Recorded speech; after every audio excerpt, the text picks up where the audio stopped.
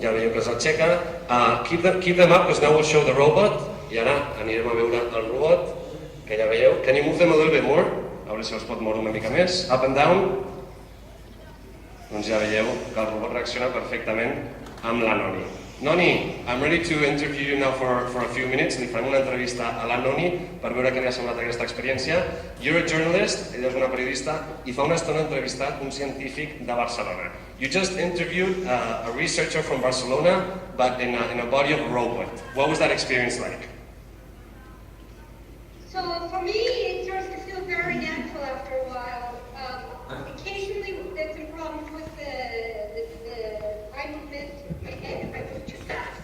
But beyond that, very quickly, I'm there in Barcelona with you.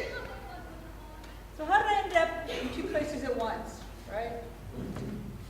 So back in the 90s, there was a story called Rape in Cyberspace.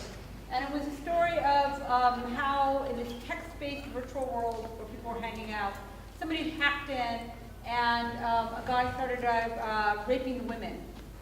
And the women were incredibly upset, right? And this question came out about like, well, you know, this is just text. How could they be upset? Like, there's nothing, their bodies aren't involved here, right?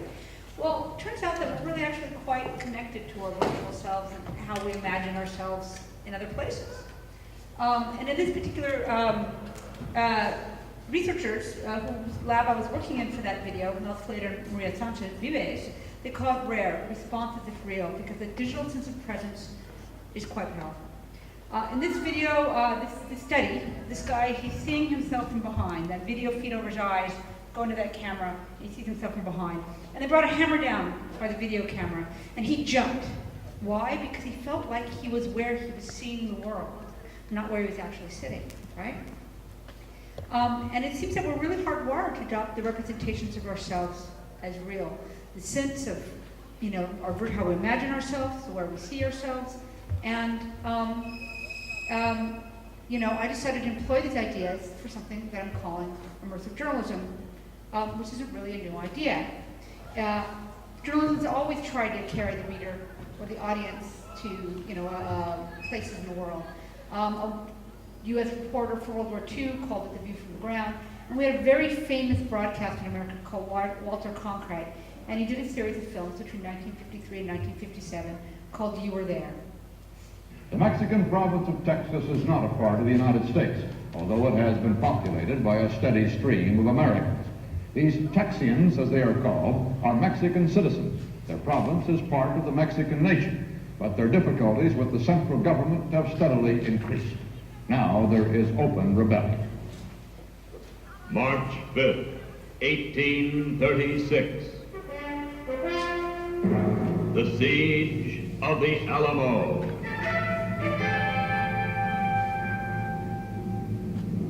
You are there. Right, so we tried to command you to be there, right? That was the deal, right? That apocryphal voice, so we learned, you know, it's everywhere now, came from this stuff. But anyway, similar ideas surfaced in documentary games. Did anybody ever know about the game JFK Overloaded? So it dealt with the assassination of the American president and all the conspiracies about could it really have been done from the book depository.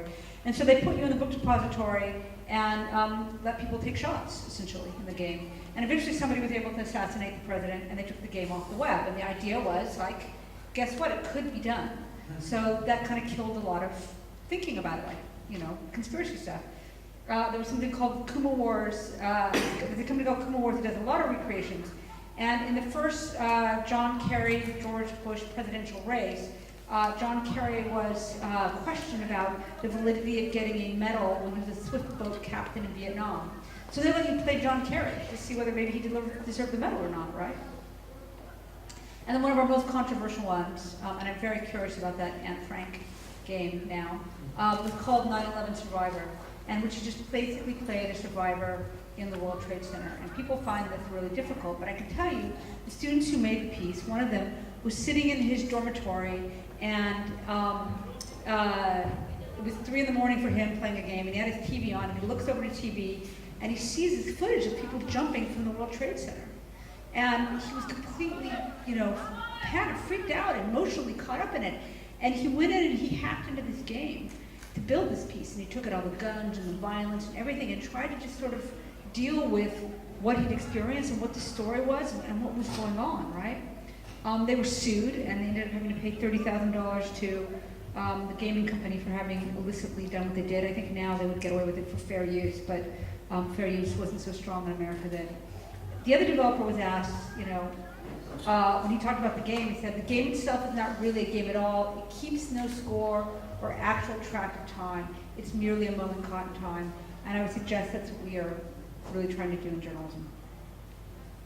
So the first piece that I worked on, I was still at USC Annenberg, and there was a course on called Hunger in the Golden State, and the students were exploring web. At this time, web stuff was still relatively new for journalism practice. So we were doing photographs and audio and video and text, and I wanted to do a VR piece because I'd been in this lab in Barcelona with Maria Sanchez and Mel Slater, and had an experience using goggles and a walk around. And I wanted to put people on scene because I felt like the hungry were invisible. So people thought I was nuts. Virtual reality journalism, I mean, literally, I had colleagues pointing their fingers at me and telling me I was out of my mind.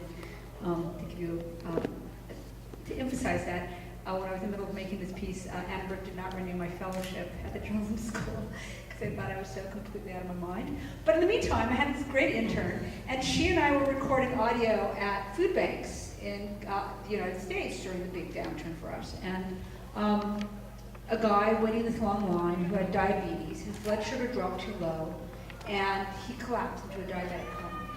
And she came back to my offices and played this audio for me, and as soon as I heard it, I thought, oh my God, this is what I want to do, right? So I had a little bit of, I was always sort of technically teaching myself, but I decided I was going to build this VR piece. And there's too many people! There's too many people! This is the real audio.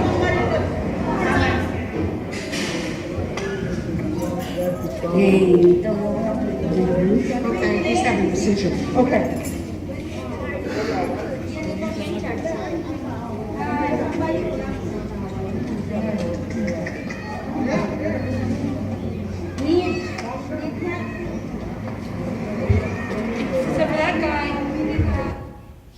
Very careful not to step on the body. Here he is in this headset, in this lab. You can see out the side, it's this funny contraption, right? This is the lab at USC.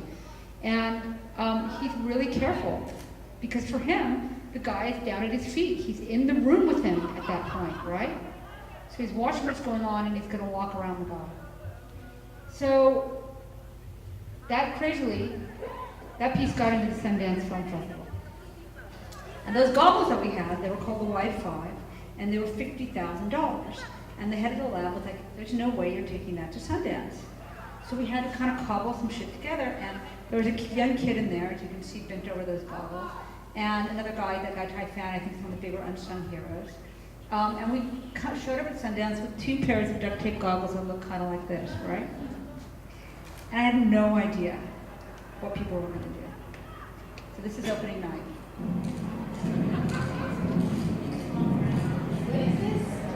What do you think? 2012. January 2012. Oh, you're crying. You're crying. Gina, you're crying. Oh. You can hear the surprise in my voice, right? But this happens over and over and over. So, look at those goggles again. Maybe you can't read in the dark or not, but it says the PR4 HMD, and underneath it's signed Palmer Luckey. If you really don't know who Palmer Luckey is, he's the guy who 9 months later, at this point in Sundance, he's sleeping in my hotel room, driving the truck back, kind of acting as the intern on the project. 9 months later, does a Kickstarter for something called the Oculus Rift. 2.5 years, not even 2 years, 2 months later, he's not even 21, not ready to drink yet. He sells the company for $2 billion to Facebook. Ends up on the cover of Time magazine with the most memed cover out there on the planet, right? Similarly, in that same lab, the guys were making these fold-up viewers that we were calling the FOV to go. And in April, I was invited to this event that was called Tech Breaking, technologists and muckrakers coming together. It was a journalism technology experiment. And I showed up with these onto the Google campus and started handing out these fold-up viewers. And then this last fall, this is what came in the mail at the New York Times, Google Cardboards, right? So out of that crazy little experiment in the lab came these headsets, came these fold-up viewers.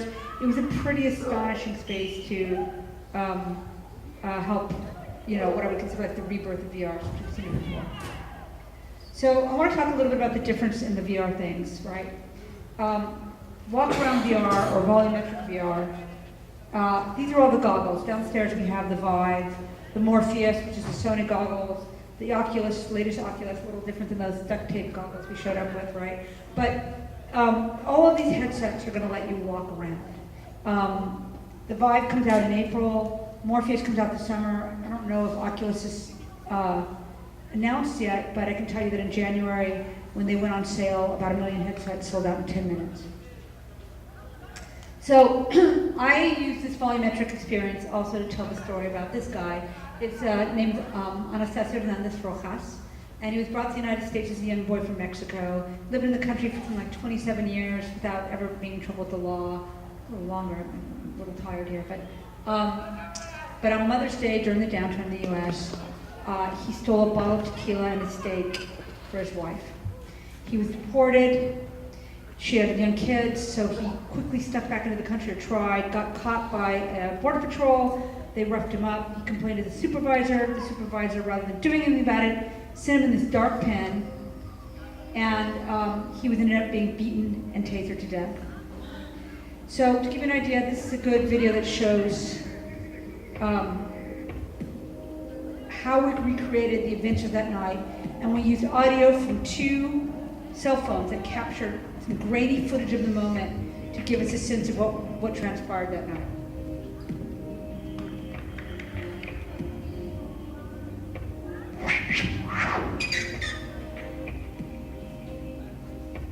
I don't even know what these are. I guess cameras? Looks like somebody's gonna shock me. That guy's holding a lightsaber back there. I think virtual reality really is like the next big thing. I think it's the new video game or whatever that means. This is just over a It's year so ago. weird. So There's we're like still all making these pictures. people and I'm like, what is about to happen? How's this look with my hair? Pretty good, right? Oh, got it. Whoa! This is going to simulate a cell phone, so it's going to be when you press this button here, Yeah. and you hold it up in front of you, the cell phone will appear, and you'll have 60 seconds to record whatever you want before your battery dies. Oh, I see. Oh my god. That's even crazier. All right, so there's a bunch of cops here. They're like standing around, something's going on. Oh, right here. That's not cool. On the other side of a fence, there's all these people just like kicking and beating this man and he's screaming. Look at this, and nobody's doing anything about it. Of course nobody's doing anything about it, right? Of course, because that's what people do, they just watch. It's kind of messed up. Oh, here we go. I couldn't tell before, but I think he's handcuffed. I'm looking above. I'm seeing the horror. Hey, we're recording you! Already not moving, but there's like 5 dudes beating him. Same thing, they just are not stopping.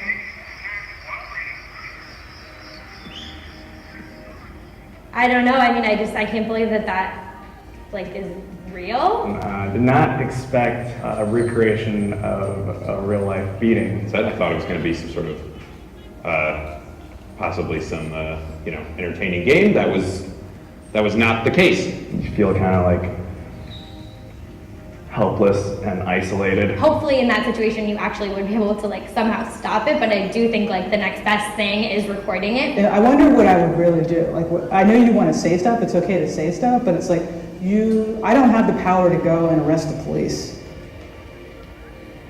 Maybe that's problematic. I think when you see something like that, you're like, wow, that was horrible, but at least like the one comfort that I have is like the United States justice system will do something about it, and like people that do bad things get punished for that. And then like what we've been seeing the past few weeks is like sometimes that doesn't happen. The thing that was really sort of disorienting is that it wasn't one cop doing it and his partner, it was all these other cops sort of standing around and watching. I think every police officer in the United States probably needs to experience what I just experienced. I think everyone should give this a shot. And it should not only be for entertainment. I think there should be a whole universe of stuff that we can use this for.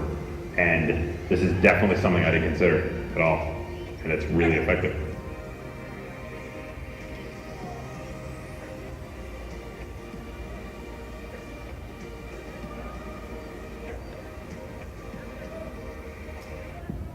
So that piece, in fact, this is an old number. I need to go back and rechange that slide.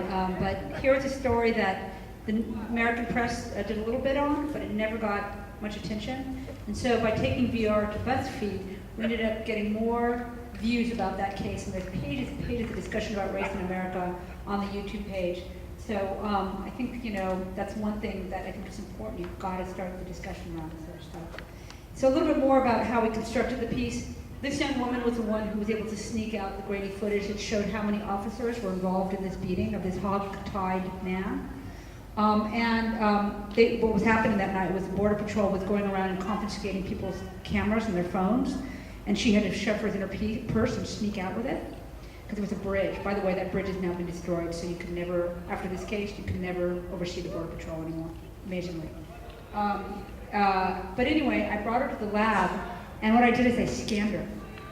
So that I put her in as herself, right? And then I motion captured her so that when you're up on the bridge looking down in the virtual reality piece, she's standing next to you. And then rather than my asking her, so what did you do that night? And what happened that night?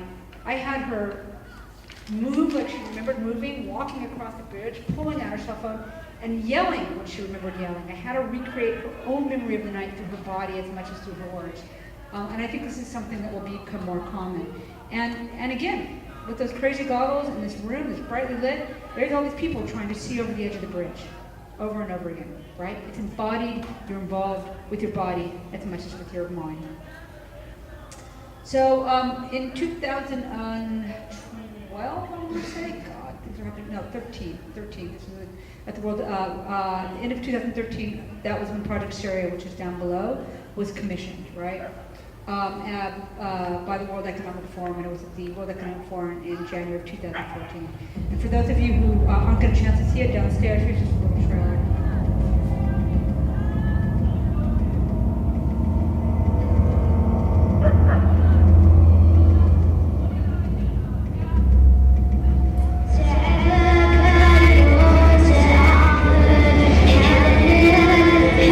Sorry guys, that is for some reason.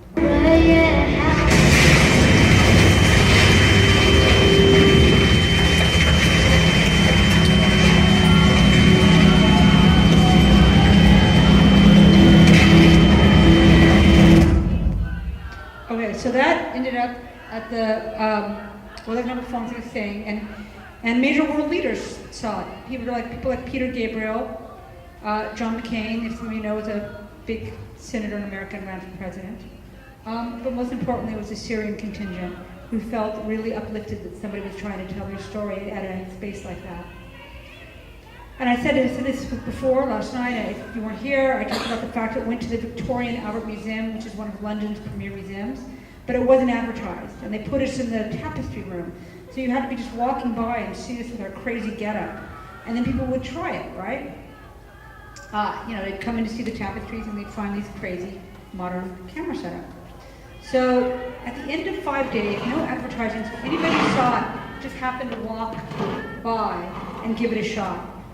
We ended up with 54 pages of guest book comments, and I was told by the curators they'd never seen such an outpouring of commentary, and it's just kind of everything. Very powerful, completely immersed, quite frightening, absolutely believable. But my favorite one was absolutely fascinating, a real failure, as if you're in the middle of something that you normally see on TV news, right? That's the game that I've been working on. So we've also worked on some kind of fun ones. This was Piece for Standard Chartered Bank, where we take you to the Formula One, to the pit crew, and then put you in the, in the race. Are you going to play for me?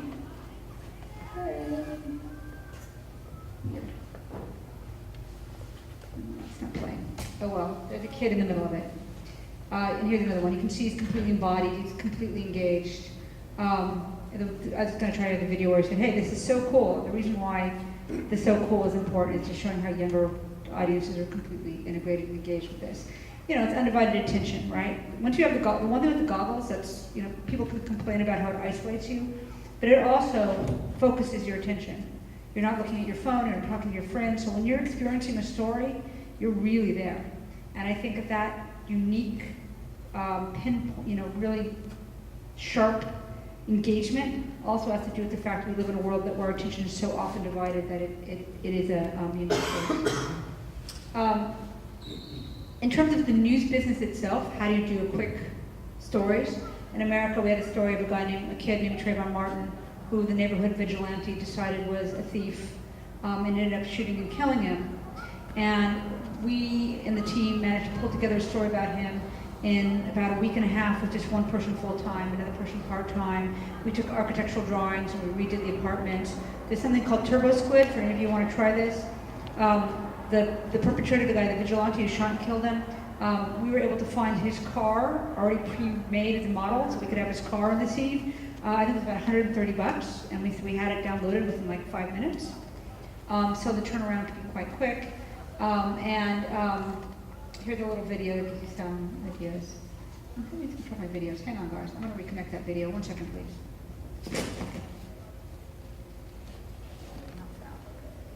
I'll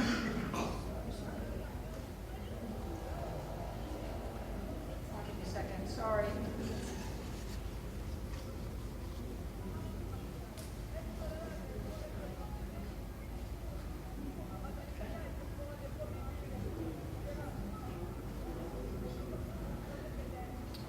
Why my movies came out.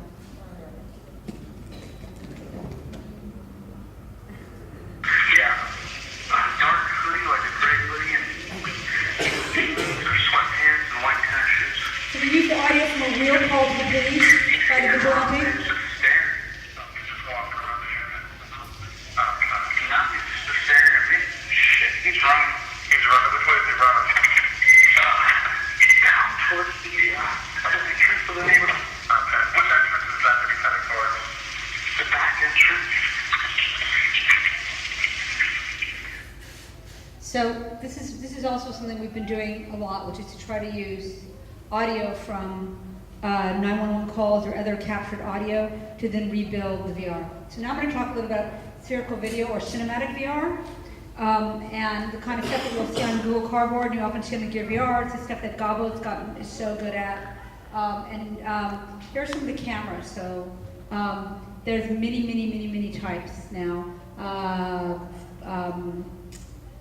GoPro rigs, 360 video. There's the Ozo, it's not even up here yet, but that's the new Nokia. Nokia is no longer a phone company. Nokia only makes this crazy 360 auto stitching camera called the Ozo. And we've worked a little bit, it's beautiful, right? This is a camp in Calais that we did with the BBC. But you start seeing some of the weaknesses. If you look on the right, there's my cameraman in his shadow, and you can't get him out if they're in the middle of this. And then you have something called stitching. How many people are aware of the stitching issues yet? So stitching is when you try to put all those cameras and make sure the footage all lines up, right? If you take a look at this video, you'll see how in the middle the girl will disappear for a minute, like in the girls in the black dress. That's a GIF, so it'll keep going. So you can see that kind of connecting, so the footage stays. Obviously it's not stitched very well, and the way that you have to deal with problems like this is through what's called compositing. You have to use a program, a digital program, to essentially like a photoshopping them in, so that doesn't happen. So it's got its own complications.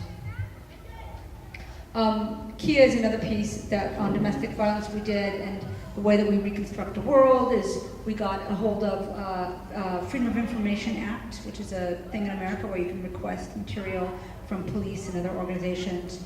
And we used all that imagery and audio, and it's a really sad story about two sisters who try and successfully to rescue a third sister from an fatal attack by an ex-boyfriend, because 3 women a day are killed by their intimate partners in America. Using the two audio, I intercut the audio in a very linear, traditional documentary way. Very, very linear. It's literally a weaving of, like I would have if I'd made a documentary film, but instead of it doing that, the sisters have been calling the police, and they're coming in and out of this mobile home trying to see where are they, right? So I've got one inside the house and one outside the house, and then together in the house, and so I have these spaces. So the way that I dealt with the recreation of a linear story was to have you go in and out of the house, and I used dissolves. I don't move the camera. Like a lot of people, when they're shooting with the 360 video, and I would really strongly suggest as a newcomer to this, that you start doing, which I'm pretty obsessive about, which is plunk the camera down. Figure out how to make the stuff happen around you, because if you start moving your camera around, when people are in the goggles, their eyes say they're moving, but their body says they're standing still. And while there's a lot of people who can handle that, I would guess 20 to 25% of your audience will feel nauseous. And while you're starting out, the last thing you want to do is make your audience nauseous. You'll have time to figure out some cinematic tools to do the things you need to do, but in the short term, don't make people sick. My final note on that is, the two forms are going to merge. So right now we're starting to be able to scan people. Actually, PrimeSense came out of Israel, if you know, one of the best technologies out there that Apple bought, and I know Apple's going to weigh in on this, but Google has Project Tango, and this summer, Intel and Qualcomm, their chip, guess what? It's going to allow you on your phone to just go in a circle like this and scan an environment, or scan a person, and they'll instantly become a 3D model that you can walk around. Instantly, this summer, a few minutes, okay? So this is not going to be something so far away that we started thinking about what does it mean to tell stories you can walk around.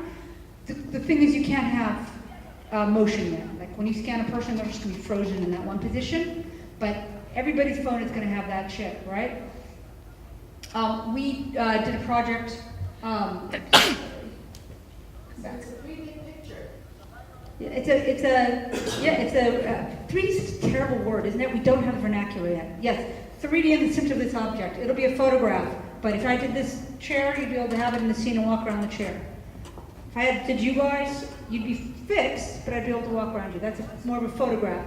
But I always say that, like when we come to journalism stories, if there's an aftermath, we would just do that so the audience can walk around it. Why would they want to watch a video of it, all these stills? They're going to want to be there and walk around. Then ethically, what are we as journalists going to do in a bombing scene or something? Are we going to when are we going to do that? When the bodies are gone? That's a different question, but I guarantee you, in very short order, you're going to be walking around a story that happened an hour ago because we're able to scan these things and put them up that quickly. We scanned actors for a piece that we only had audio for. It's about something called the Planned Parenthood in America, which is very much under fire, women's access to healthcare, low-income healthcare and abortion. What I did is I strung together audio of what was the other people, and I did, at this point, because I have to put motion on people, and I could use a scanned character, but then I need to have motion. So this is the kind of way I did it in a motion capture suit and with facial capture, right? You're a whore! You're a whore! You're a whore! You're a little whore! He's just mouthing real How about audio. stop being a whore? You whore! Shame on you! Start closing your legs! Start having some respect for your body! Maybe your parents should have aborted you! Nice, right? If you're a young woman. So the cameras that are going to allow that motion that I'm talking about are just starting to come out. This is Lytro. I haven't played with Lytro, so I can't guarantee anything about it. It's meant to shoot out. And then Uncorporeal, which shoots in. And then 8i, they shot me, but I'm about to start using their system. And I can't wait to do it. It's called videogrammetry. The other stuff where you use your phone, it's called photogrammetry. So it's a photograph with depth. Videogrammetry is video with depth. So again, this is happening really fast. If you think about, in 4 years, those crappy duct tape goggles I showed up with at Sundance, and it's 2016, and the revolution that's happened in 4 years, this is happening really fast. So videogrammetry allows you to film things that you can walk on. So that's coming to my talk. I would love to open up to questions, but that gives you some overview of my background and where I think the future is going.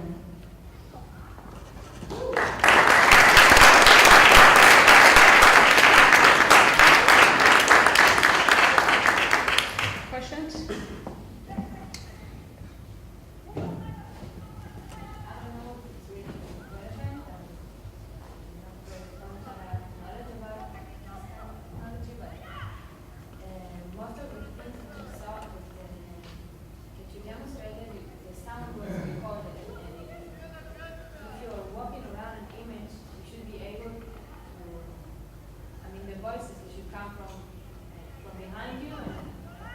It's called spatialized audio. This is important. And fortunately, the game tools, the gaming companies that we build in, both Unity and Unreal, particularly Unity. Unity's a little bit ahead of Unreal on the virtual reality stuff, but Unreal, the imagery is more beautiful, so it's a real toss-up which one to use. But they have spatial audio systems, so you have to take out the tracks of the voices, and then you assign them to what's called an object. So you assign it to that virtual character. So if they walk away, the audio is going with them. Now, that said, even though you think, okay, yeah, the audio should be spatialized based on, you know, where the person is. How many times have you seen a film where the audio of somebody speaking starts off screen and it doesn't matter? So there are, you know, even though there's certain, like when a car door slams, I agree, the car door slam should be next to the car door. But when a person's talking, I don't think it matters so much. What matters is that people hear it really well and follow what's going on. That's my conclusion at this point, having done both. I think audio is, I view audio is more important in virtual reality than it's ever been. First, thanks a lot for this presentation. Two questions. You showed two types. One is video, the other one is CGI. Have you been able to compare the reaction of individuals to the same scene, whether it's CGI versus video, and how they react? Because a lot of it is recreation of events. Number two, I'm doing around an environmental issue. I've been thinking about using some of that stuff to sort of help people interact. So you should, yeah. But I'm trying to get a sense of how you see this being used, because for example, for climate change, okay, which is a very big issue, you can bring people into what that would mean for them. But I wanted to get a sense of if you try projections or things of like how people react when we use this. Because a lot of the examples that you show were recreations. Have you done anything that relates to forecasts and implicate of current trends, and if so, how do people react, what are the differences? So I think something, so I did this piece on the carbon markets. This is very early on. My career actually started building in something called Second Life. If some of you knew that virtual world. I did a virtual Guantanamo Bay prison because I wanted to do something about a place that was off limits to most citizens and press. And by the way, my background was as a correspondent for Newsweek, and I made doc films, and I wrote for the New York Times, and I come from a very traditional journalism background. So the carbon markets, right? Like, the eyes glaze over, like, what the hell is that? Like, how do you get people to engage with information that seems complicated and arcane and difficult to access? So we did a very simple thing, which was we gave people a virtual credit card to offset their carbon credits, as happens in a lot of airports. We could go into a machine and pay to offset your flight carbon, and it's meant to go towards some carbon reducing project. So what this did was allow you to follow where was your money going, and was it valid. And so you go to, for example, one of them was a hog methane capture farm, and supposedly this hogs make a lot of methane in their farts, basically. And the idea was we're going to cover up we're going to capture the methane, we're going to use it as power, right? But unfortunately, they make too much methane. The methane would end up having to be released somewhere, so the methane would end up back in and there was no infrastructure to carry the methane to places where it could be used. So you saw where there was a window, but on the other hand, you could go to some place where it did work. So the idea was, if I gave you an ability to actually then suddenly find yourself at a hog methane capture farm, what the hell is that? Well, it's just a pig farm with a great big sort of black balloon that fills up with hot pig farts, essentially. And you like, how else are you meant to know what that is, right? Unless you go there and look around and have a thing, right? And this is important. I mean, getting rid of pig farts and using them as fuel, wow, wouldn't that be great? So I mean, it's an appropriate direction, don't get me wrong, but you've got to get your understanding by following the money. Climate change is another one, right? People it's just, you know, so difficult for them to understand. I mean, we're starting to get the fact that it's been the warmest, you know, year on record. Oh, maybe there's some truth to this, validity to this, but should there be a way to design a deeper understanding in an infographic way? I think that's really crucial, and I think that this is something which we're experimenting on. In the back? One of those experiences has very traumatic individual experiences. So I feel about having people go over them. So I do try to warn people before they go through the pieces that, you know, what they're going to experience, and hopefully that's happening here. Although we're just figuring out how to do this in a way that's more consistent, I guess is the word. But the idea is to generally say, you're going to be put on the street where a bomb goes off in Project Syria. And certainly Project Syria, we didn't recreate in the virtual space a fraction of the blood that was actually around in the real thing. That was the choice we made. It just didn't seem necessary to tell the story in a way that was still impactful. And that's a journalistic problem that we engage with, whether it's print, photographs, whatever, for forever, pretty much. We've been dealing with, 100 years of journalism practice. But that said, I've had people say, okay, I don't want to experience that. One thing we were trying to design, which, we began, and I don't know what's happened to it, is a advisory warning that could start at the beginning of these. We do have one for Kia, the domestic violence one that we put up. It just says, warning, you're about to experience something that's very intense. And, with more detail, graphic violence or whatever. And I think at some point we're going to have some rating system similar to the ones that we do with cinema. That's no doubt impending. Questions? Yeah, so throughout the festival, throughout your talk as well, the comparison to traditional cinema keeps on being made. But so I was wondering if, as someone who's very, very much engaged with the medium, is it beneficial for you to think of this as cinema, or do you think about this as something else, like as an exhibit or a game or something that isn't cinematic necessarily? Yeah, it's not cinema, and it's not a game. I have been on judging things for games in VR. Oh my God, have I gotten nauseous. Because you can't just move through a virtual space with a keyboard with the goggles on. I get nauseous easily, so I'm like,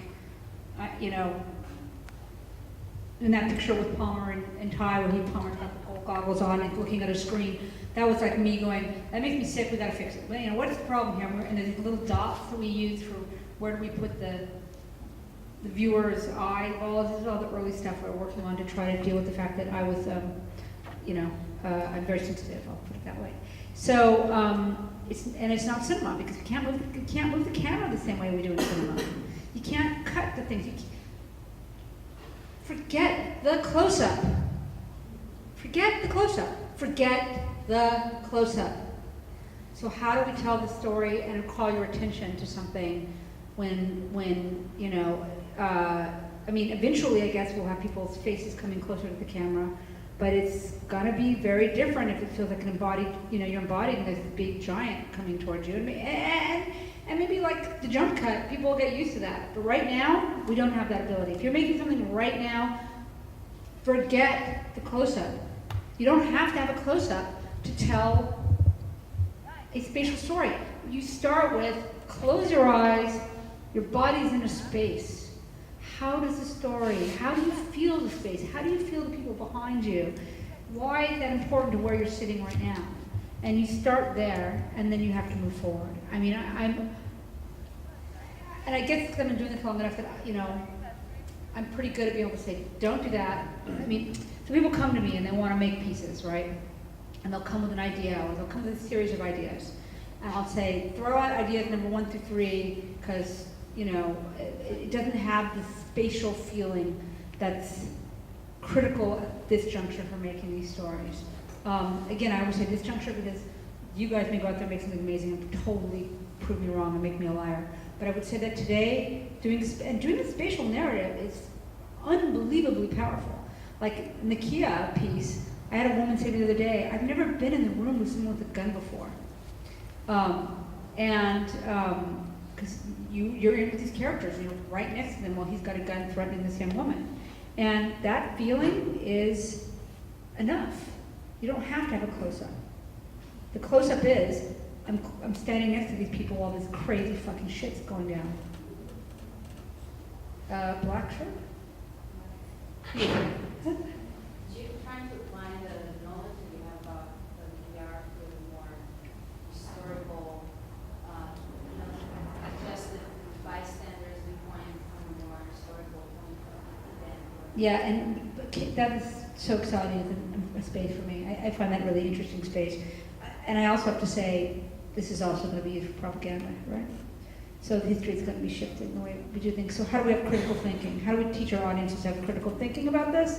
So when I was still at Annenberg, the students were given this website and asked about the veracity of the information. And it was a website that was a newspaper, or, well, it looked like a newspaper.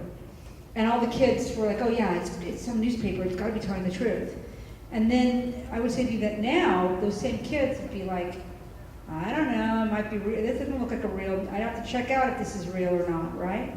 I think that with the penetration of the web and teachers saying to their kids, it's not all, can't take this all for being real, we've got more critical thinking about information coming off the web. We're going to need the same sort of thing in VR. I don't know what that's going to be like yet, but that's my assessment.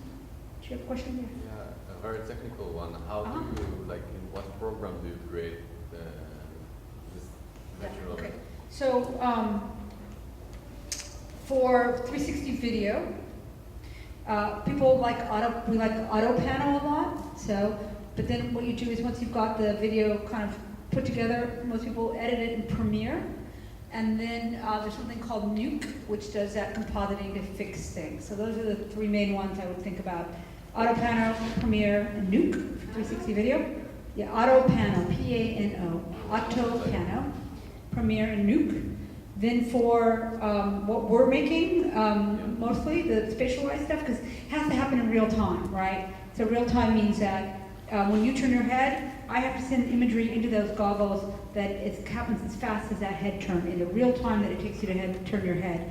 And that means that the graphics have to reform, essentially, and the information has to be sent to the screen. And that is why we have to do it in CG right now. There isn't a video program in the world that's a computer can process with that kind of speed yet.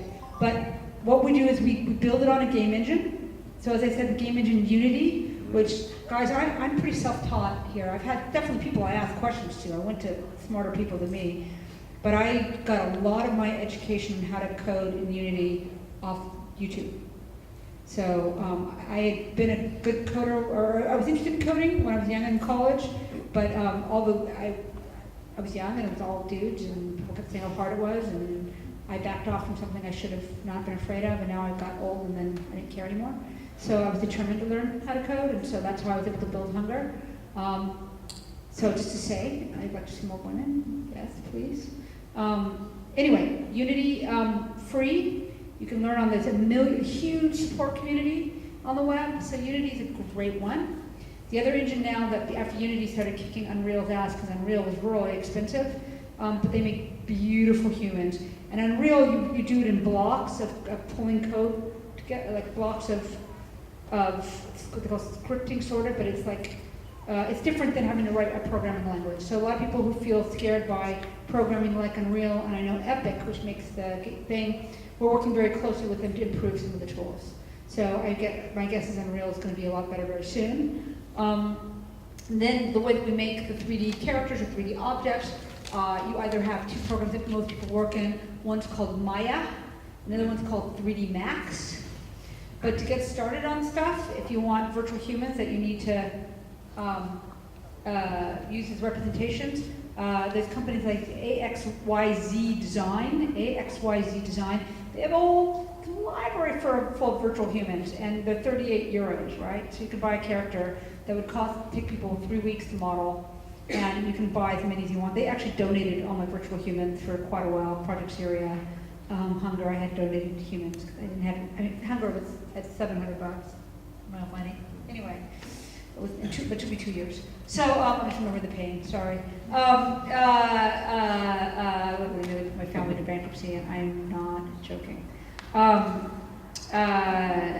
So Unity, Unreal, Maya, 3D Max, Turbo Squid was the other one I mentioned for pulling in objects. Turbo Squid, SQUID, for pulling in objects. And they're fun. It's fun to be able to download these and just move them around in space, you know? I think those are the major tools. With Unity, C# programming is the best programming language, but these days I'm not on the keyboard very often. I've got a really amazing team, and so I'm in Tel Aviv instead of back at home on the keyboard. That was just be happy for you being here. Hi, thanks so much. I want to go back to several of the topics that you touched upon. I'm really interested in the veracity of images these days. Yeah. And we're talking about how the audio takes on an almost more important role in VR than the animation, which is obviously not photorealistic. And I deal with animation in documentary, in a lot of animated documentaries, they also use the actual recorded audio, but then there's that whole issue, that gap between the veracity of the audio versus the images. And then, I guess the question is, if you're creating a simulation of presence, which evokes empathy, and that's what creates that sense of believability for people, I mean, is that enough? Like you said, well, isn't there an ethical problem there that you're creating something so convincing that that's enough? You're basically, you can manipulate any simulation and people will accept it as true because of that sense of engagement. And then, as you were saying about that sense of criticality. Yeah, I mean, as a storyteller, you do your best, right? But this is the interesting thing. So because of Palmer literally selling that company for $2 billion, how I feel, this whole industry went ballistic. And because I have this certain role in it and have continued to make stories and be obsessed by it, I get requests to get interviewed. I'm telling you, I swear to God, it's 3 to 5 times a day. It's a really an unusual position to be in, and I'm still trying to figure out how one manages, right? This is not something I thought would be happening in my life. In any case, separate to that. So I get interviewed all the time. And I'm amazed at how much people get wrong. They're like, those newsprint, that's text-based stuff, that, true blue truth of the text. They get it wrong all the time. And so, first off, there isn't any journalistic medium that's more ethical than the other, is what I've decided. But second off, I do my best. And I sort of feel like, fine, that's Kia, for example, the domestic violence piece, I'm using Freedom of Information Act stuff, I'm using police reports, I interviewed the sisters, I got images, I did the very best to make it as true as possible. And ultimately, the story does unfold like it unfolded, right? The sister's trying to rescue their sister, and whether the guy rocks more in my piece because the sister was describing him as rocking than he really did, I don't know, and I'm not sure it really matters.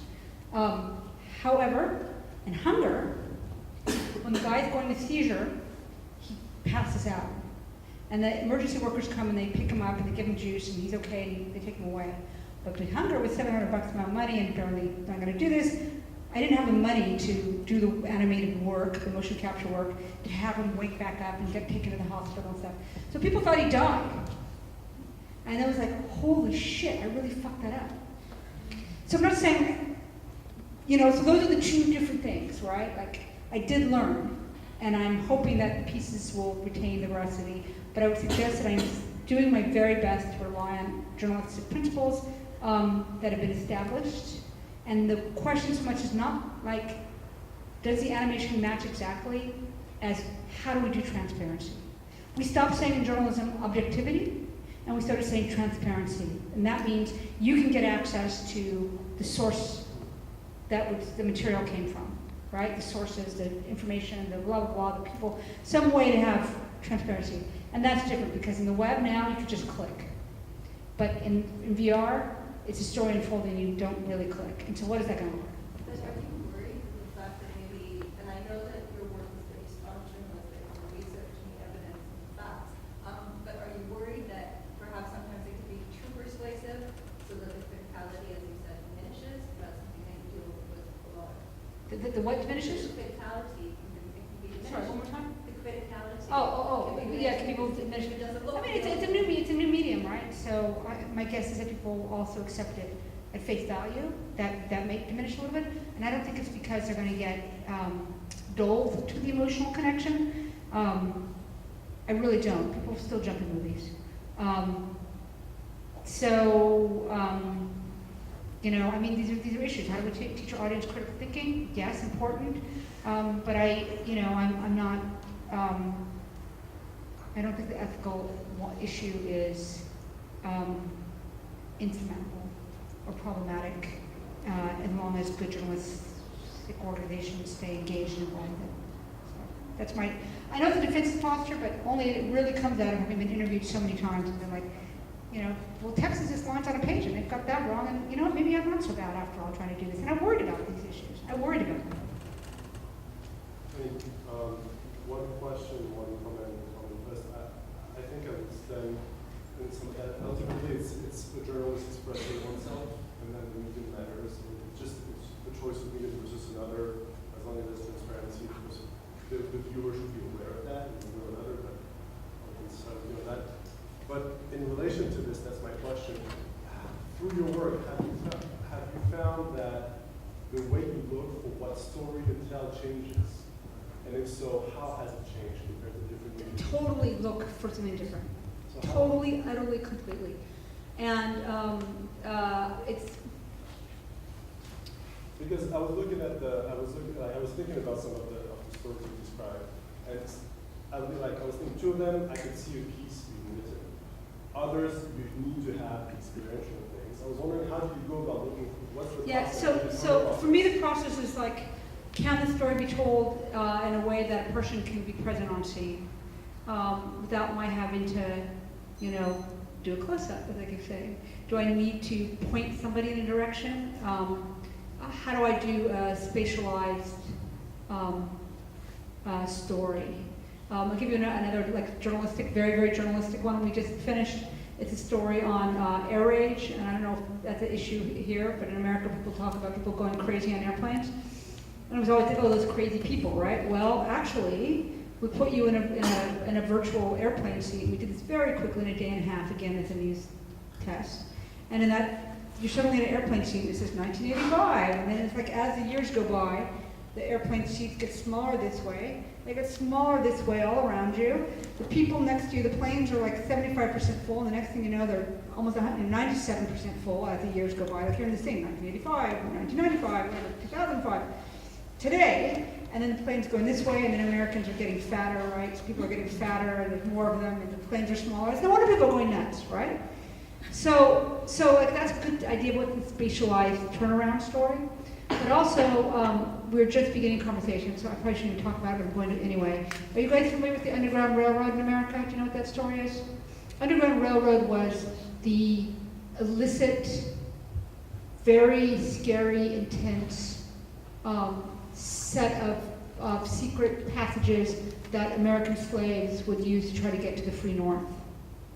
And that is so spatial. It's like rivers, bushes, houses. It's a perfect VR story, because you're in these spaces looking around. Am I being chased? Are they being chased? Who's coming? What's coming? I'm underground. Like it's very spatialized. So that is one way that I immediately can decide or tell whether this seems something that me as an artist should work on. The Planned Parenthood one is women walking down the street being yelled at. It's very much about being in the space where you're being screamed at. So each of these are really an attempt to consider how do we tell stories in spaces, and it's just a little different than, you know, I tend to do dissolves to move people from place to place rather than a camera movement, because again I'm really careful about nausea, and it's kind of a really, you know, dissolve, but so far I haven't found anything better. Hopefully somebody else will discover it. One last question in the back there.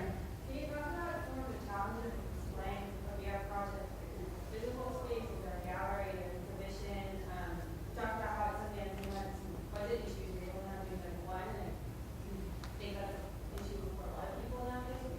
Or get a bottle for so many people? Yeah, that's just the economy of scale. So it can be very curious to know what's going to happen. So the Samsung Gear VR, they sold out in one day. Oculus sold out in one day. But then somebody just told me that they returned their Samsung Gear VR because it just got all sweaty and moist on the lenses, and they couldn't see it, and they couldn't stand it. So there are problems with the headset still. But the Vive, which is the one we're using downstairs, they're handing them out like hotcakes, and they go on sale in April. And those are not about as much as a cell phone. They're going to be $7.99. Oculus went on sale for $5.99, I believe, right? Yeah. But boy, those trackers, that Vive is a really good headset for a first-time headset out there. And Sony Morpheus. Oh, by the way, the Vive, the company that makes Vive, it's a partnership between Valve and ACC. Anybody here familiar with Steam? Yeah. Yeah. So Valve's company Steam, can you imagine the Steam? How many people have Steam? The audience will be built in for that. Now go to Morpheus. PlayStations, I think they told me 24 million people are already pinging them about when they're going to get their Morpheus. So this distribution problem you're talking about, this bottleneck that right now where I have to travel around and do installations and do one-on-one and all that stuff that I've had to do for years in order to show people that I wasn't completely insane, that there was some validity to this VR stuff. I hope, I pray that it's coming to an end. It's coming. It's The coming. names again, you just mentioned the whole. The headsets, yeah, the headsets are the Oculus, which most people know, the Vive, V-I-V-E, and the Sony Morpheus.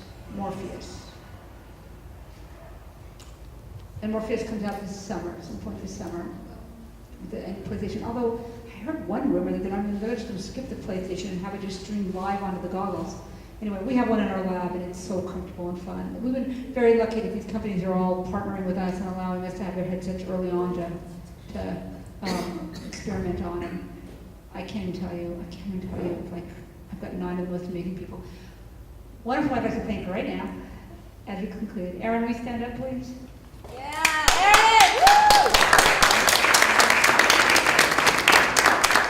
Aaron has traveled. Talk about people traveling around with all the stuff. Aaron, where have you been in the last month? I think. A lot. Yeah, he's been the last couple months. He's been to Dublin, Singapore, here, Amsterdam. Yeah, you know, all over the world. So we get invitations all over the world, and Aaron's been the one having to trek everywhere. And you've never met anybody ever in your life who's always got a smile on his face like he has. I really appreciate it. Thank you, guys.